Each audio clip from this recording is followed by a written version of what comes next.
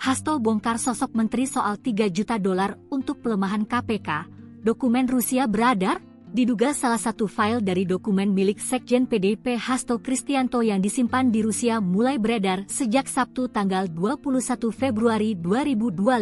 Hal itu terlihat dalam video yang diunggah di akun YouTube bernama Hasto Kristianto dengan judul Pelemahan KPK, Sabtu, 22 Februari 2025.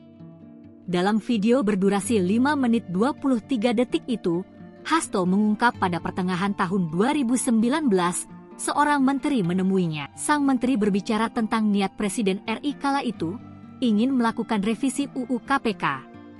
Itu dijelaskan berbagai pasal-pasal penting, misalnya bahwa pimpinan KPK tidak otomatis bertindak sebagai penyidik, katanya.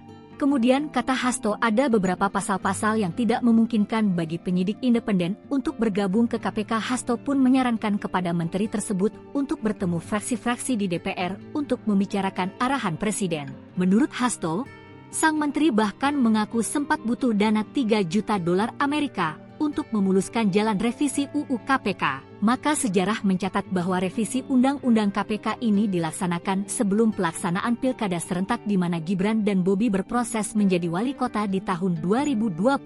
Hasto pun menyampaikan, apa yang dia ungkapkan tersebut bisa dipertanggungjawabkan secara hukum dan secara politik. Saya bertanggung jawabkan di atas Tuhan Yang Maha Kuasa tentang kebenaran pernyataan saya ini meskipun tanpa bukti rakyat Indonesia bisa mengetahui bahwa pelemahan KPK dilakukan oleh Presiden Jokowi kemudian dampaknya dituduhkan kepada PD Perjuangan. Ini jawaban buat Mas Novel Baswedan. Terima kasih, pungkasnya. Terkait video pernyataan Hasto tersebut, juru bicara PDIP Guntur Romli mengaku tak tahu adanya akun YouTube atas nama Hasto tersebut. Hal itu di luar pengetahuan PDIP. Kalau materi yang disampaikan memang saya pernah dengar dari beliau.